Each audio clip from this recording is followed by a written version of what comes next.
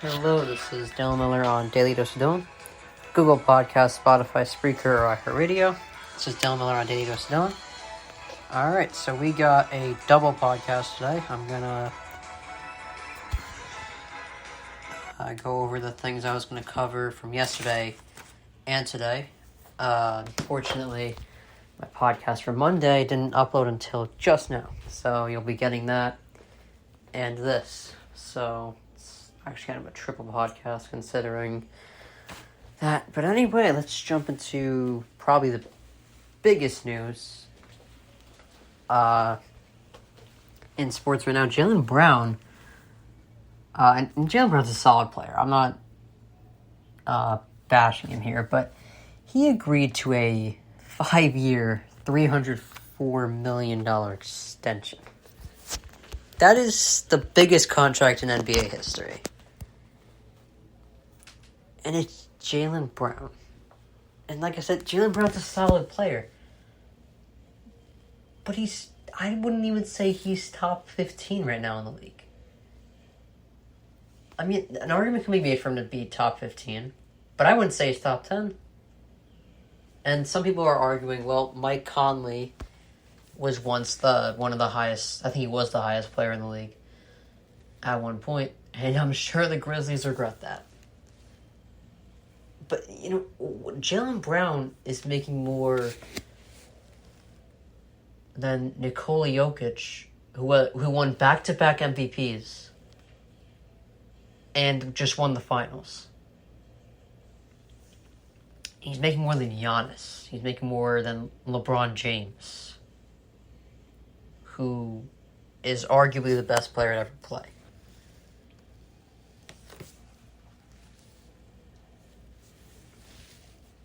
He's making more than Steph. Okay, I'm not obviously okay. He's making more than anyone has ever made, but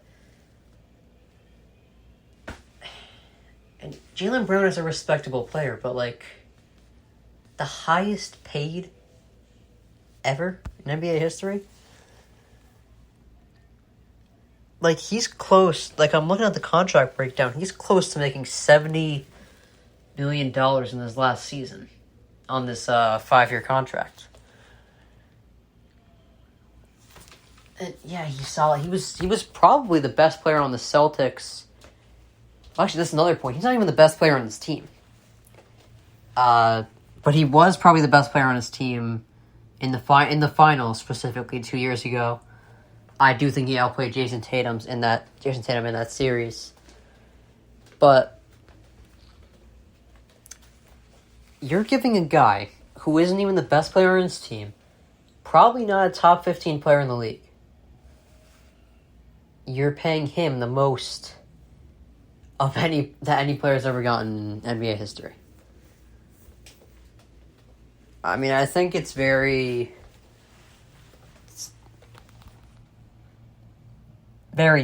telling in what kind of era we're headed into. We're headed into an era where,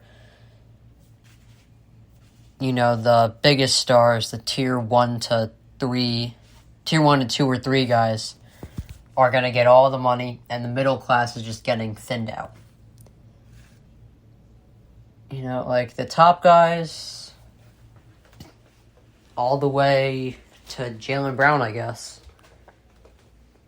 are getting the big money. They're getting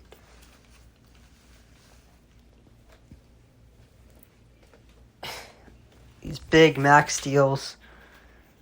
Middle class is going to have to be getting the minimum wage. But yeah, I mean, I'm happy for Jaylen Brown. It's just hard for me to wrap my arms around the situation. Alright, so the Cowboys recently lost their offensive coordinator, Kellen Moore, to the Chargers. But and the Cowboys, they have a good roster, I'll admit. But it's just, I feel like for some reason some people haven't figured out that every year we expect the same from Dallas. They're going to get better. I mean, obviously the fans always say this is the year they win the Super Bowl for the first time since 95. But I think even most analysts, they say, oh, the Cowboys are probably going to take a step up this year. Maybe not win the Super Bowl, but they're going to take a step up. That's what people mostly say. They're not good. I don't know how else to say it. The Cowboys are not a well-ran organization anymore. They paid Dak a lot more than he deserves. They paid Elliott a lot more than he deserves, and a lot earlier than they should have paid a running back. Now, Dak has lost in the last 2 years. And I know the Niners are a better team than the Cowboys.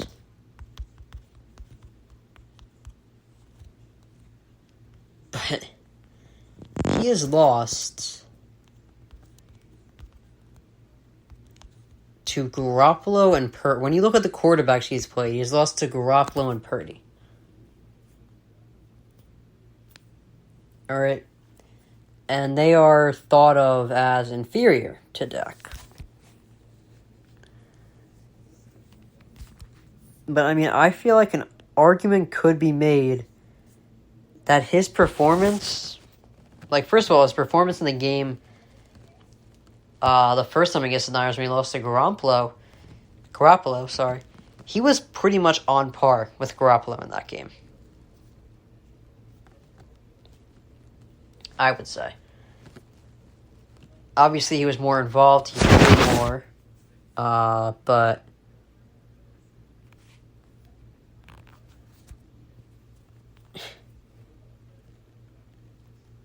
you know, I think his performance, and Dak also kind of threw the game away at the end. What did he do? He tried sneaking it up the middle or something. I don't know. But yeah, I would say he got outplayed by Garoppolo in that game. Then this year he loses to Brock Purdy, and he was outplayed by Purdy that game. Legitimately, Purdy played a better game than he did. The last pick of the draft played a better game than Dak Prescott, one of the highest paid quarterbacks in the NFL. I just don't get the strategy. The Cowboys, when they have great players, they overpay them pretty much as they can. Dak did not deserve the money he got, but they messed up by paying the running back first. They paid Zeke first. And that gave Dak all the leverage in the world for when he was ready to sign. Because he could say, hey, Zeke has regressed a lot since signing that contract. And I've proven to be the best part of that offense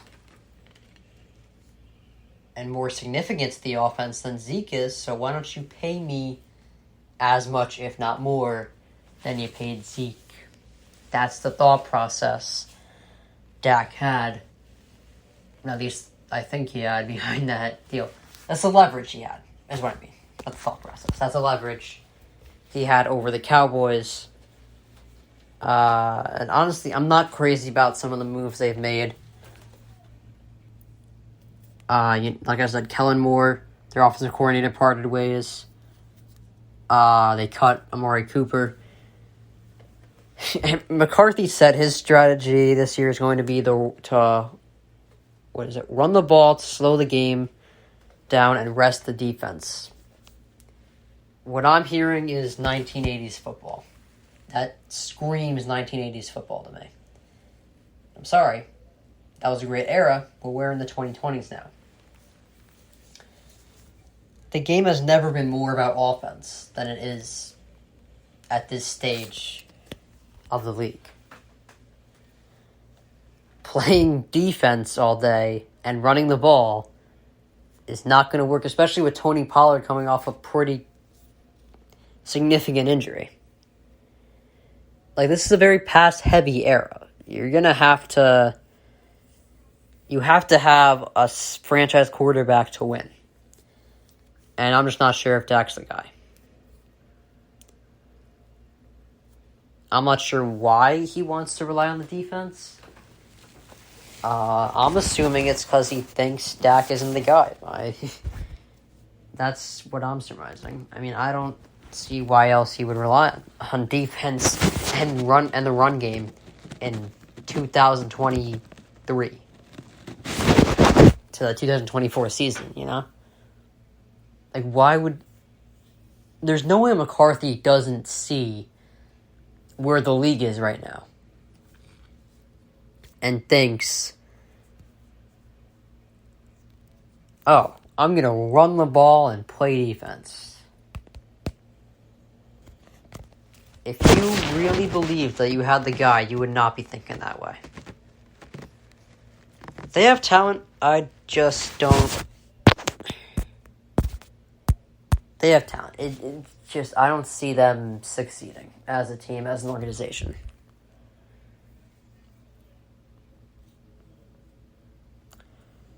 Alright, so apparently the Orioles and Diamondbacks inquired about Ohtani. This is the biggest story of the deadline. The trade deadline's in 6 days now. I'm not entirely sure what's going to happen with them. Orioles and Diamondbacks were, as I just said, are in the mix. Honestly, I'm surprised more teams haven't been rumored to be going after Ohtani. Because, honestly, any team could benefit from him. You know? It's not just... I mean, he offers pitching as well as hitting.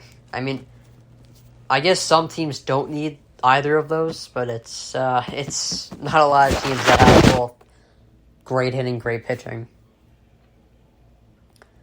Now, the Yankees can use both. I don't know why they're not after Ohtani, but I don't run the organization over there, which is unfortunate. Because if I did, and if I had as much money as the Yankees had, I would go after Ohtani with all I have. And I mean, I do still have that glimmer of hope that they're just waiting for a free agency, because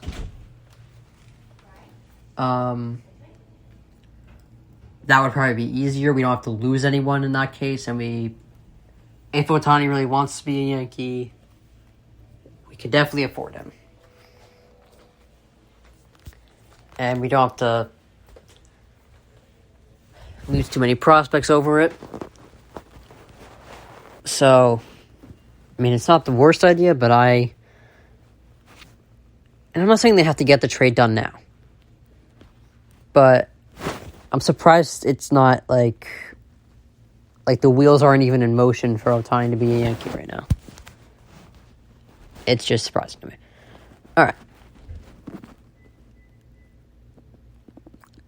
So Mahomes believes the Chiefs are beginning a dynasty, but believes they have to win 3 before they're considered. And I agree. I don't know why some people think only 2 rings brings a dynasty. I'd say if you win 3 or more in 5 to 10 years, you're a dynasty. You know, the 90s Cowboys. The only exception is the 60s Packers. They only won 2 Super Bowls, but they also... The Super Bowl didn't exist until 67. So, I mean... And before that, the Packers won a lot more in the 60s. I think it was 5 NFL championships, I believe.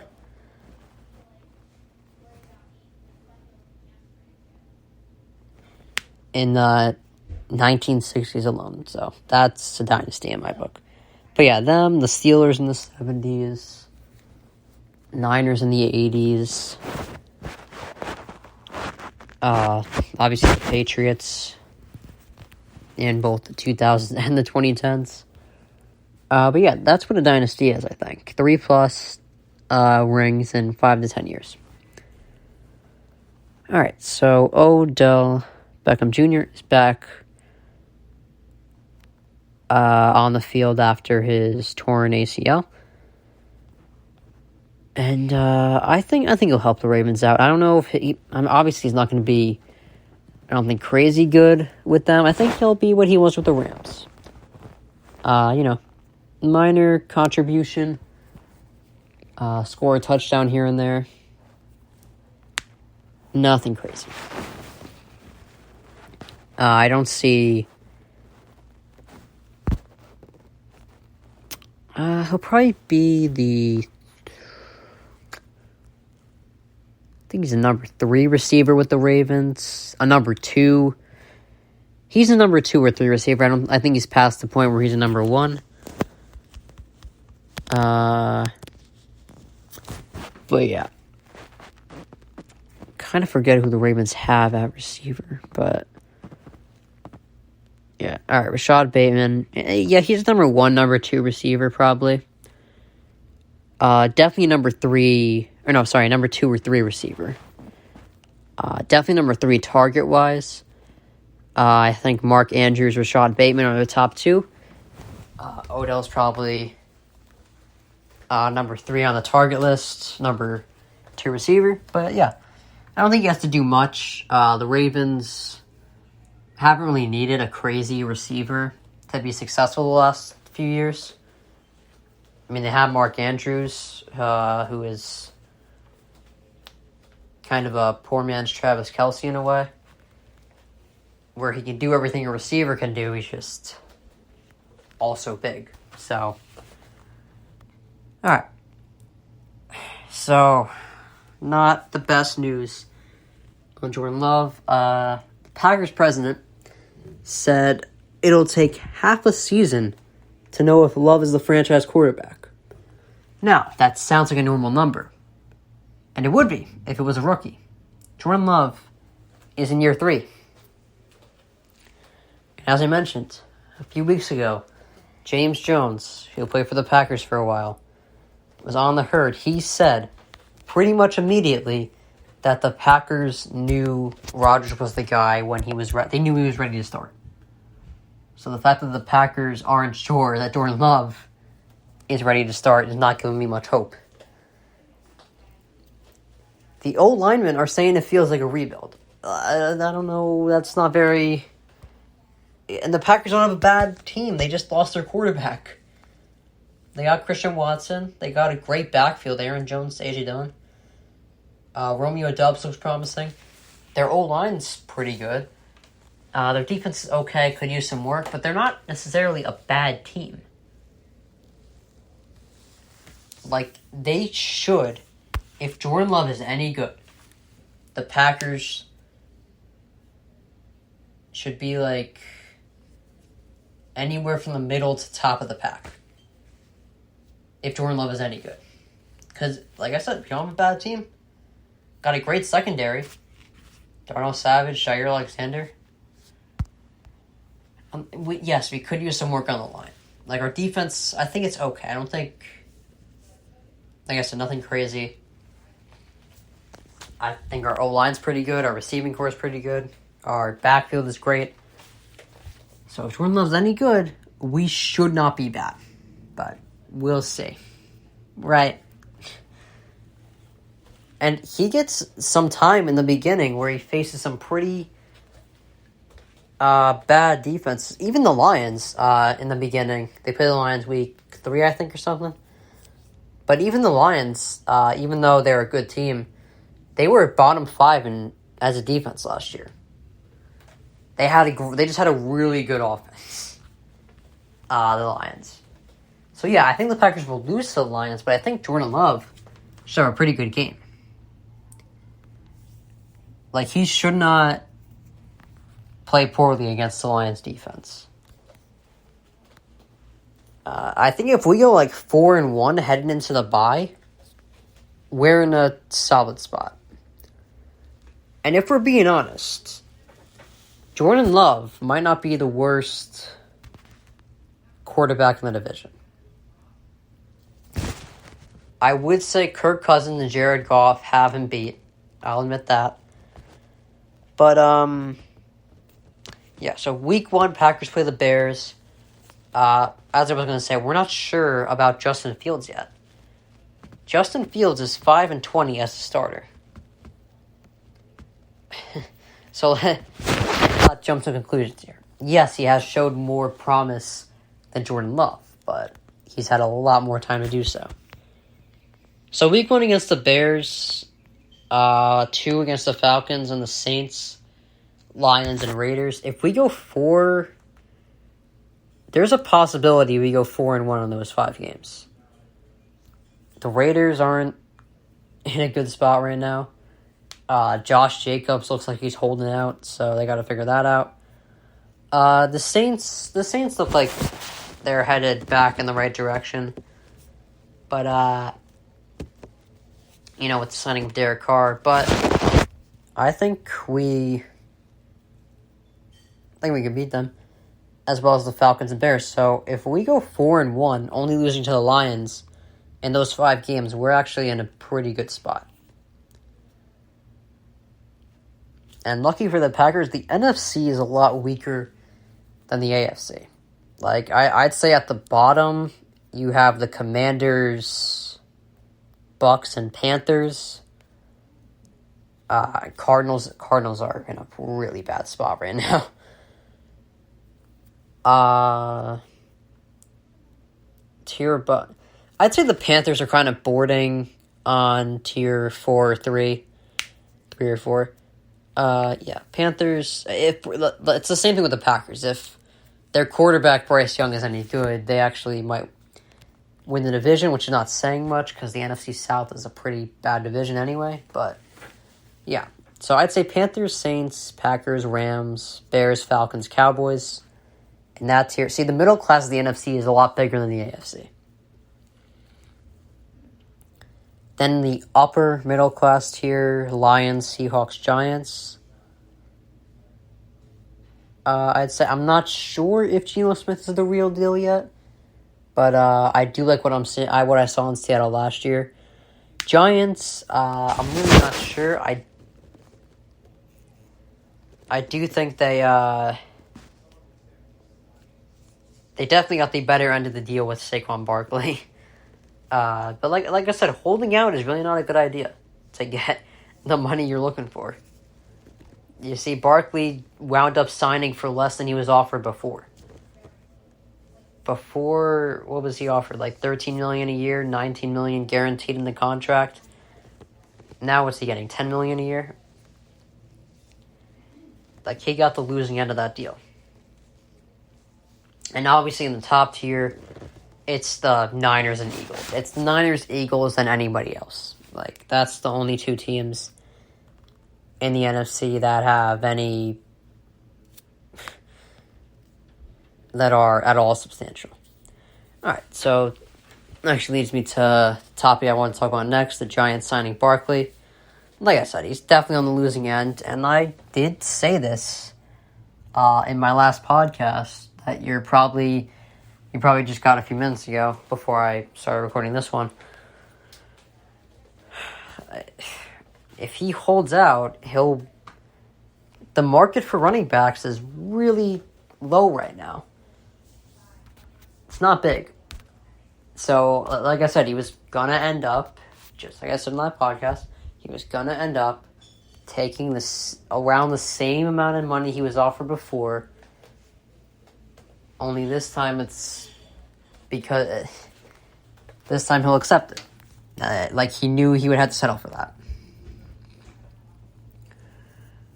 Alright, so for whatever reason, not sure if I don't think he's...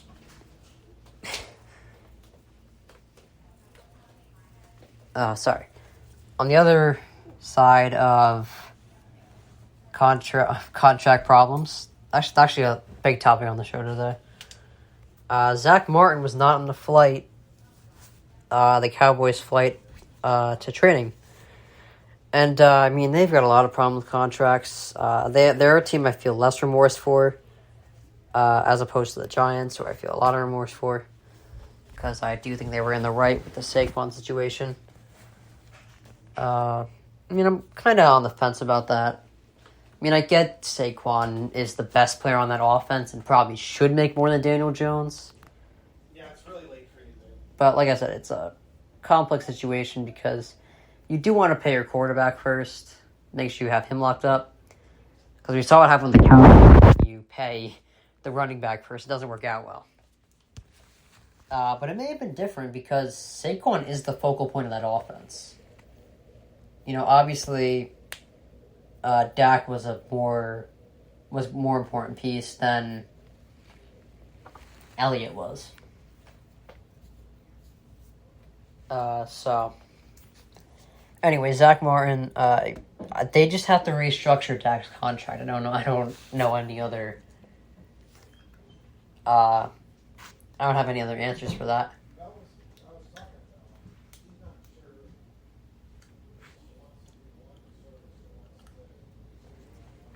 I mean, it's honestly not that hard of if Dak is at all.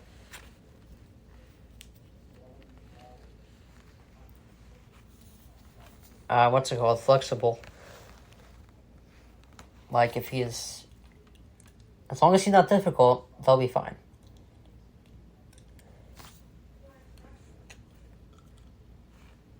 So Bengals president Mike Brown says he pretty much just said they have some good players that they have to pay, which obviously, yeah. Jamar Chase, T. Higgins, Joe Burrow. And all I'm going to say is as long as they don't do what the Cowboys did, they'll be in a decent spot. Don't overpay one guy and then have... don't overpay Jamar Chase and then have Joe Burrow come over and be like, hey, you should be giving me more than him because I'm a more important piece of the offense.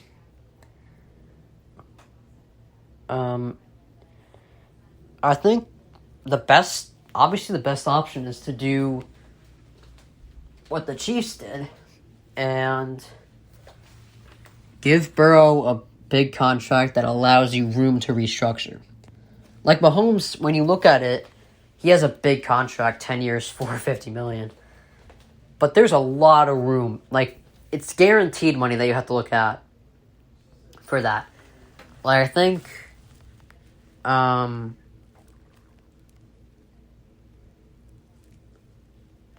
Mahomes only has like $116 million of that $450 million guaranteed. So that gives a lot of room to restructure his contract there. A lot of room. And thus gives them more opportunity to sign some key players.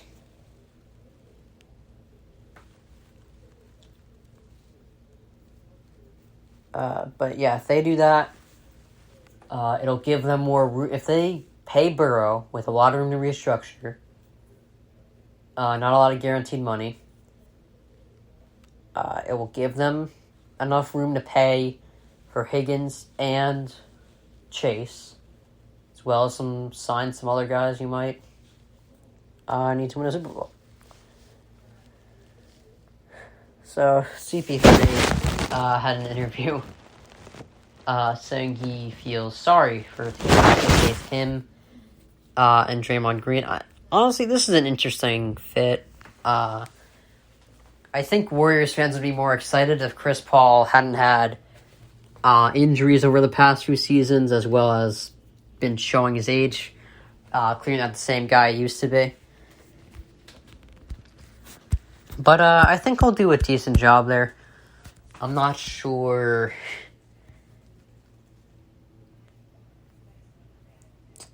I don't know what they're going to be looking at as far as contention, but we'll see. Alright. Okay, so Mark Cuban said, Kyrie has matured a lot and understands it's Luka's team. I don't know about that. Everywhere he goes, it seems something bad happens. Ever since Cleveland. He asked for the trade request. Then he went to the Celtics. He failed there. The best season the Celtics had with Kyrie there was when he was out the entire playoffs. The Celtics made the conference finals when Kyrie did not play a single playoff game. When Kyrie did play, they were always bounced to second rounds. The Brooklyn experiment failed. Him and Kevin Durant never got past second rounds. Now there's this Mavericks experiment that is suddenly going to work. Listen, I don't think it's a coincidence that almost every team he's been on, a coach has been fired while he's there. Except for the Celtics, which is ironic, because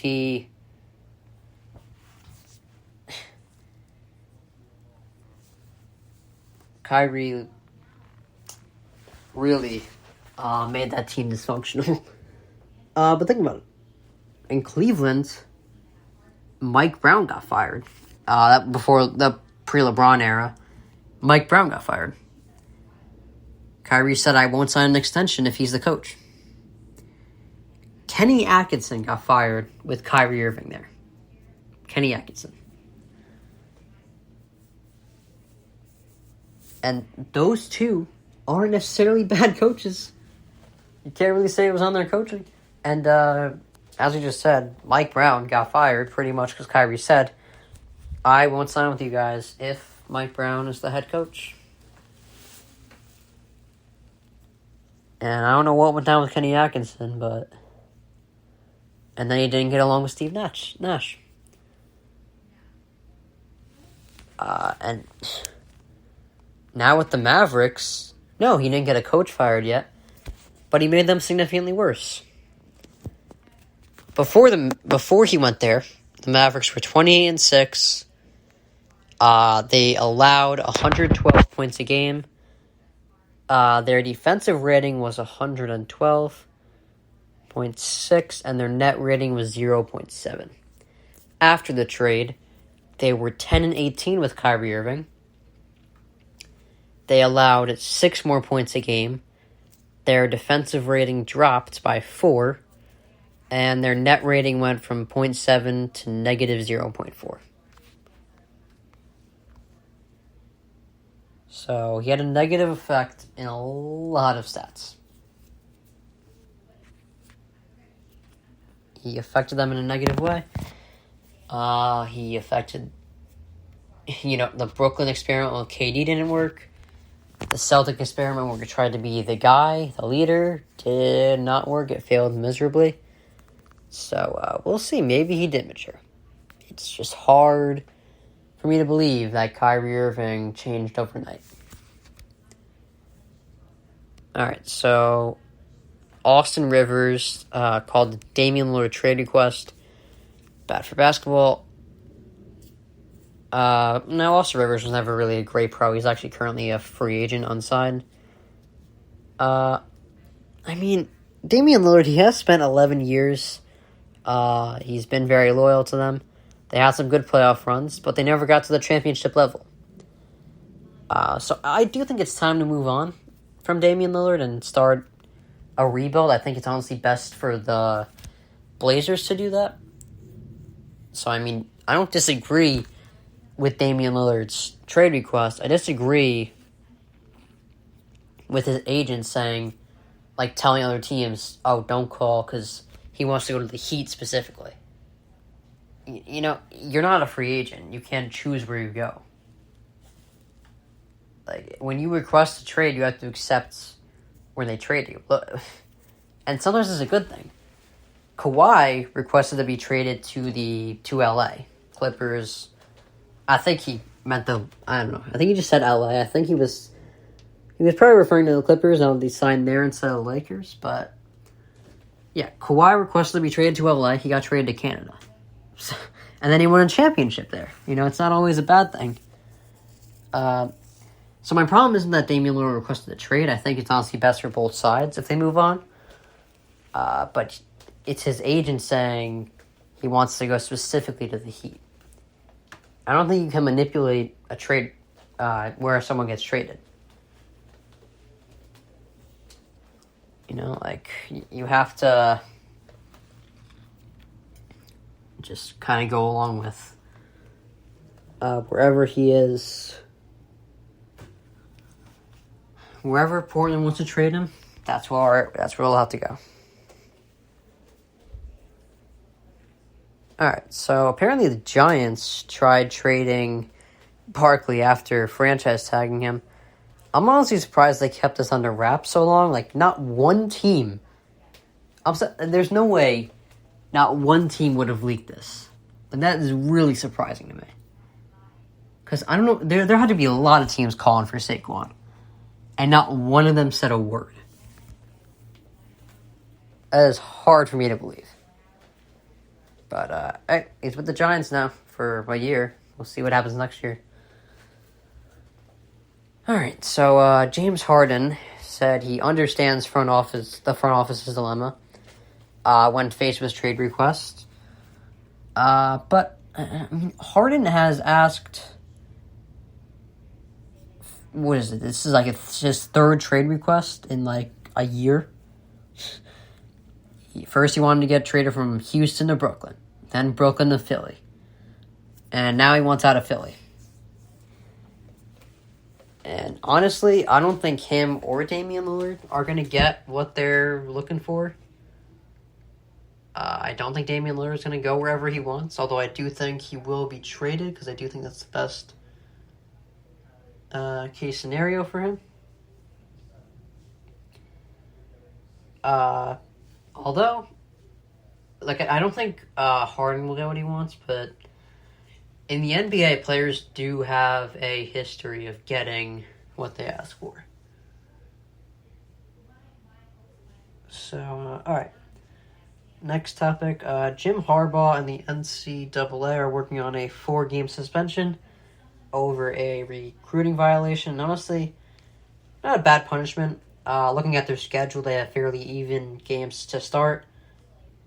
The annoying part is this was the year that they were going to get over the hump. It was going to be, kind of Michigan's season to improve. And now he's missing the first 4 games. That's probably going to put a damper on that. But can't break recruitment violations. So that's what he was looking for. Alright, so guess what we're talking about next? A contract. Alright, so the Chargers extended Herbert to 5 years, $262 million. And honestly, it's pretty shocking that the Chargers haven't made a big jump yet. Obviously, they've improved a lot in the past few years. They've done a lot right. They got the right quarterback, which is huge. They have a great offense. But for whatever reason, they can't figure out the defense, which is shocking because they have a defensive coach. And they have a great roster on paper. Like I said, they've done a lot right. I think the problem last year, there was injuries. That's always a problem, though. I think the way they ran the offense with Joe Lombardi from the Saints, I think he tried bringing what he had with Drew Brees to Justin Herbert, and they're just not the same person.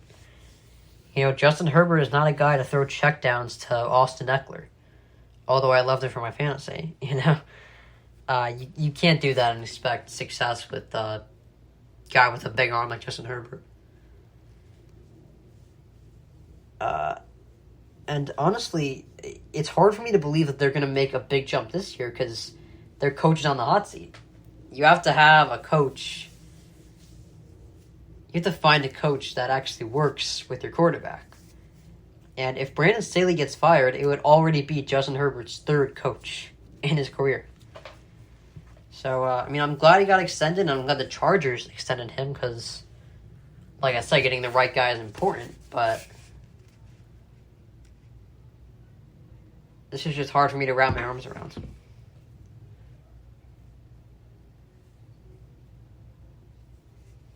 All right. So, Justin Fields turned down the offer to appear in season 2 of a Netflix documentary called Quarterbacks. I haven't watched it yet. I probably should. But now Justin Fields is 5-20. He's not working right now. So I think they're either going to really improve or really go downhill this year. Like, I think they could be anywhere from 2-15 to 8-9, I'd say. That's their floor and ceiling. I think Fields has potential. But if he does not succeed this year, I don't know if there's any excuses anymore. Because they got him weapons. So if he has another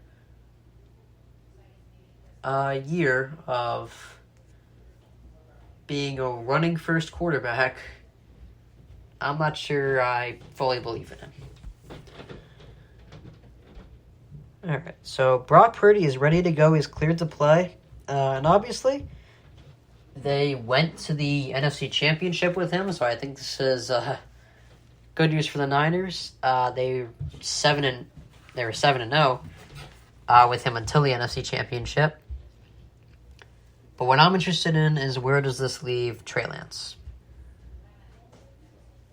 I'm probably gonna have to wait until they announce the official depth chart. If Trey Lance is a third string, I think he's a bust, because I think we can agree Sam Darnold did not work.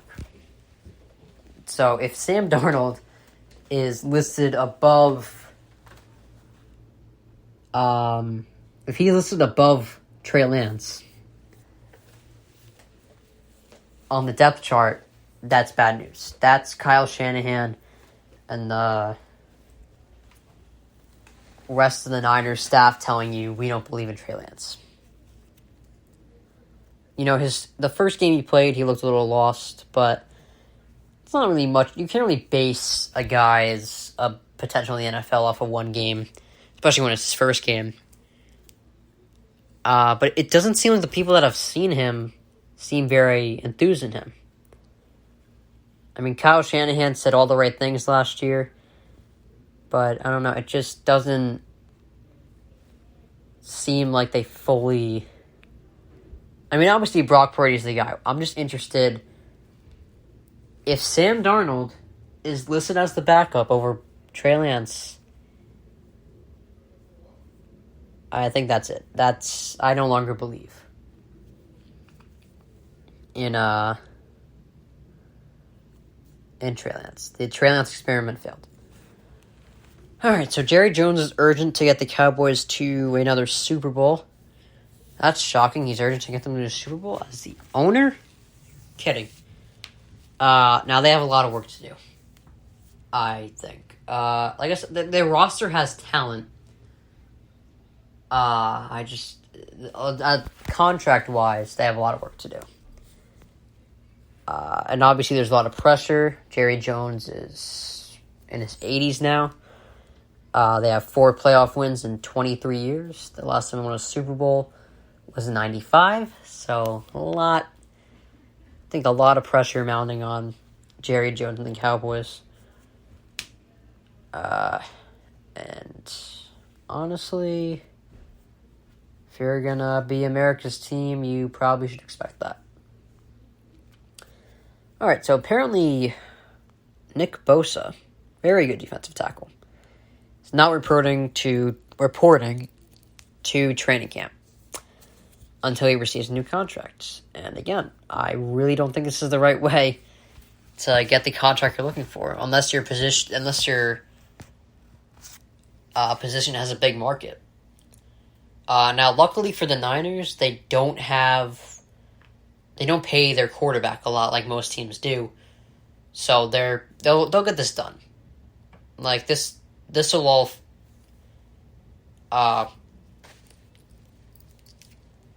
this will all be... There will be a solution to this, like, very quickly. But, I don't know why players hold out, man. I don't think it's the right thing to do. Like, I don't think that's how you're gonna... Like, honestly, if I were the owners, I would just say, if you're not coming, I'm not paying you. Honestly, like, if you're not gonna be at practice, I'm not gonna pay you.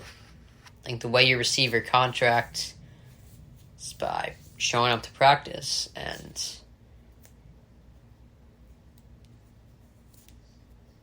you know, if you're a free agent,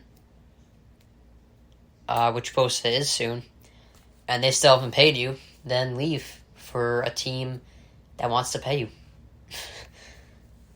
That's how I look at it, but obviously not everyone has the same philosophy. Obviously everyone has a different philosophy, so.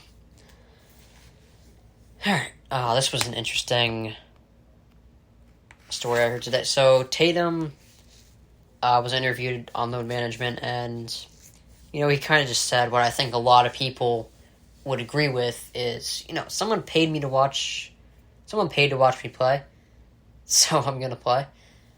And obviously if you're injured, you don't have to play, but that's not what load management is. Load management is, you're fine, you're just resting for really no good reason. And that's why I don't really... I mean, I haven't been to an NBA game, but I don't plan on going anytime soon. Why would I go watch the Suns play when Kevin Durant and Devin Booker are sitting? What am I watching there, then? You know, the last sporting event I went to was the Packers game. It was Packers versus Lions back in January, I believe.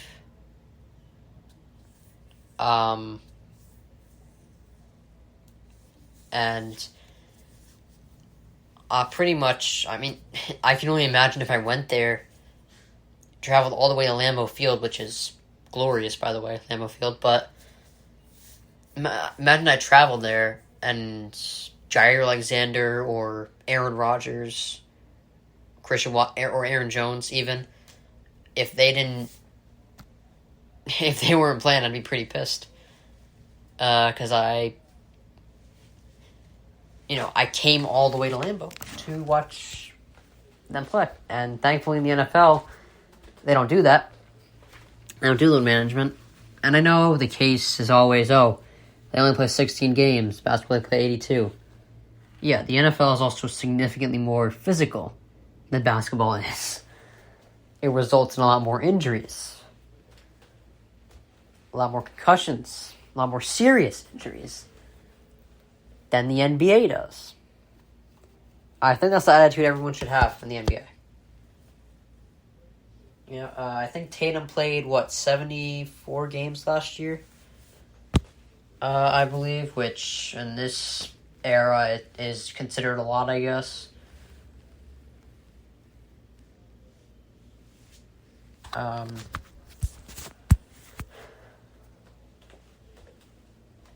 And I mean, sometimes it's tough for me to tell if players are load managing, or they're actually injured. You know, I feel like LeBron has had a problem every year since 2019 with his groin injury.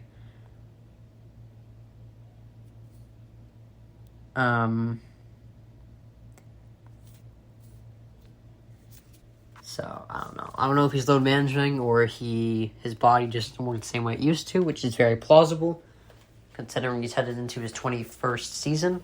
So, I don't know. I think as far as load management goes, everyone should have that attitude of, someone paid to watch me play. You know, so I'm going to play.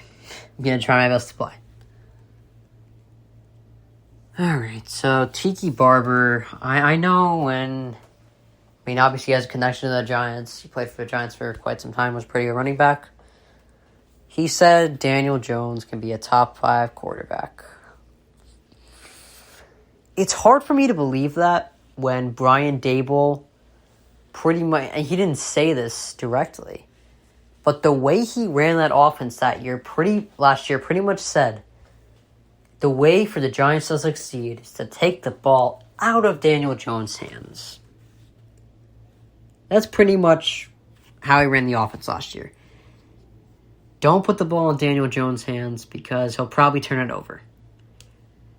Give the ball to Barkley. He'll take care of it. All right, and Brian Daboll's a pretty smart guy, especially on the offensive side of the ball.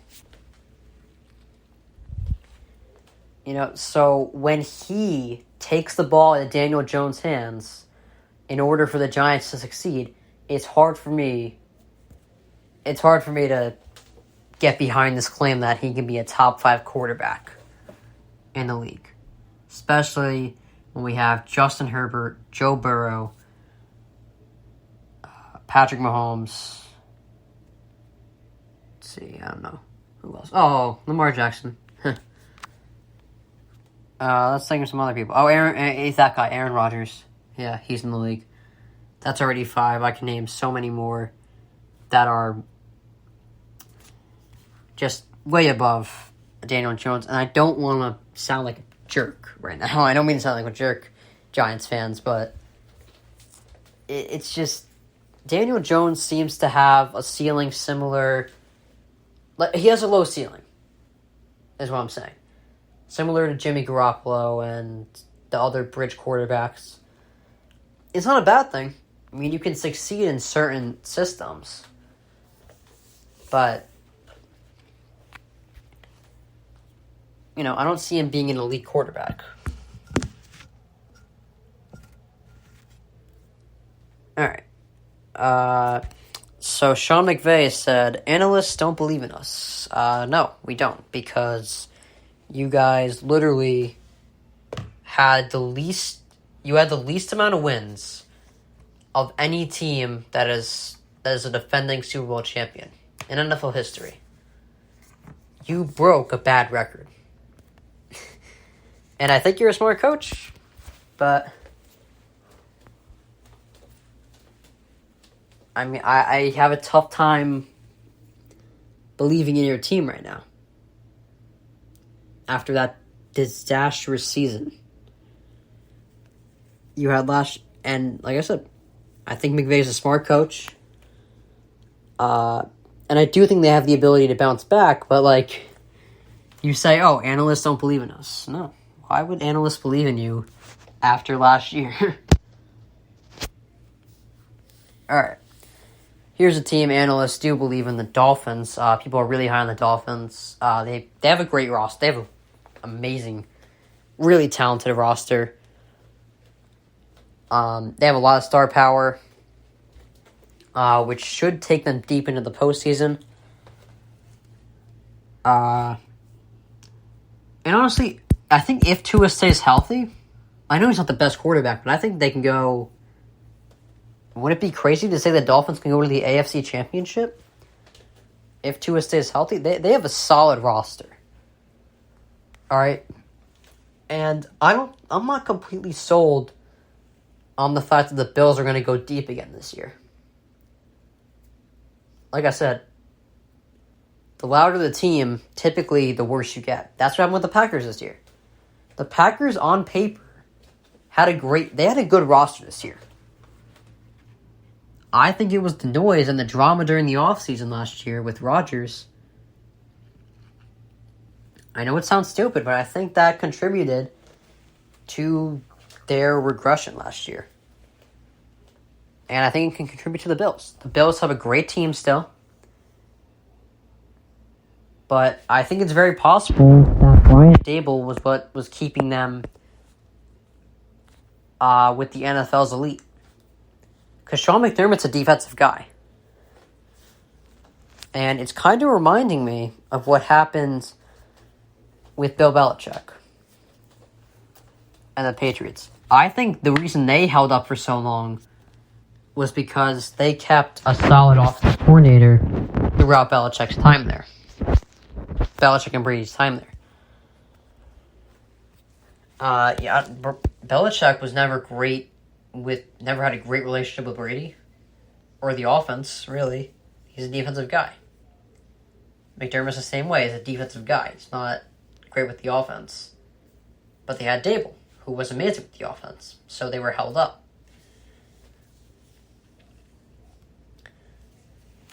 Speaking of the Pats, there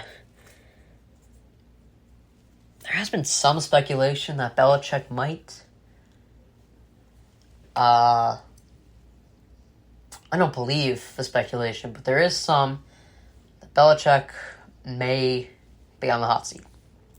He may be getting fired. Again, I don't think he'd outright fire Belichick if they don't make it far this year. Honestly, I don't think he's a bad coach, but I don't think he's a great coach without Brady. I think he's a good coach with a terrible team right now. Mac Jones is not a good quarterback. I think after this year, we'll know for sure that he isn't, but I'm about 80% sure Mac Jones is not a good quarterback. Even his rookie season, which was considered his best, was just slightly above average. So the Pats, not in the best spot they've ever been. So I mentioned earlier that I think the reason Prescott got more money, I got so much money, is because they already paid Elliott a lot of money, and they saw Prescott as more impactful to the offense, so they paid him more. So Patrick Mahomes is down to the 8th highest paid quarterback in the NFL. Obviously, that is not equivalent to where he stands as far as quarterbacks, overall quarterbacks in the NFL. Obviously, Mahomes is the best, so I guess he should be paid the highest. But I think it's good for the Chiefs that Mahomes is the 8th highest paid. Because, like I said, they left a lot. They paid that perfectly. There's a lot of room to restructure his contract. And Brady was never a highly paid quarterback. That's where the Pats stayed so good so long.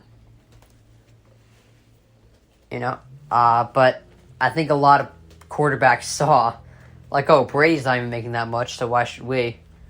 But I don't think quarterbacks really look at that anymore. Like, oh, Mahomes is not even making that much, so why should I? No, I should make that much. But there are other highly respected quarterbacks in the league that are making big money, like Aaron Rodgers, although he did just restructure his contract a few minutes ago, so I don't think he's even the highest paid guy in the NFL anymore. So, but it's if Mahomes is good with it, then the Chiefs got nothing to worry about. All right, so Burrow is confident that the Bengals will be able to keep Higgins and Chase, and this gives me confidence that Burrow is willing to take less money in order for them to keep Chase and Higgins. Part of the thing I never understood about Rodgers is, like, he's a smart guy, so how does he not see that if he takes more money, the Packers aren't going to be as good? I don't know. And he restructured a few years, his last contract a few years ago, but then we gave him 4 years, $200 million, fully guaranteed. I don't know why we never restructured that with Rodgers. But if Burrow is willing to take less, then the Bengals are in a great spot. So Jalen Hurts continues to impress. He turned down the Netflix quarterback documentary both this season and last season. And honestly, it looks like I haven't watched it, like I said. It's doing very well. Great ratings. But if I were a quarterback in the NFL, I wouldn't want to go on that. I wouldn't want cameras following me and the team around. But Jalen Hurts, glad he made that decision. last year had a big breakout season. The year I think me and a lot of other analysts were expecting him to have, kind of waiting for him to have, honestly. Then like I said, honestly, I think we already know one of the teams going to the Super Bowl is going to be the Niners or Eagles. And I'm sure there will be a surprise team in the NFC. Maybe the Lions. I think that's the most popular pick. Surprise team's going to be the Lions. But I think Eagles, Niners are your best bet for the team to represent the NFC in the Super Bowl. So, alright, so back to basketball. The Mavs spoke to Luka Doncic about dropping some of that extra poundage he's got going for him. Honestly, Luka, I mean, he's always gotten into shape at the right time, but I've never been a fan of players that kind of play themselves into shape.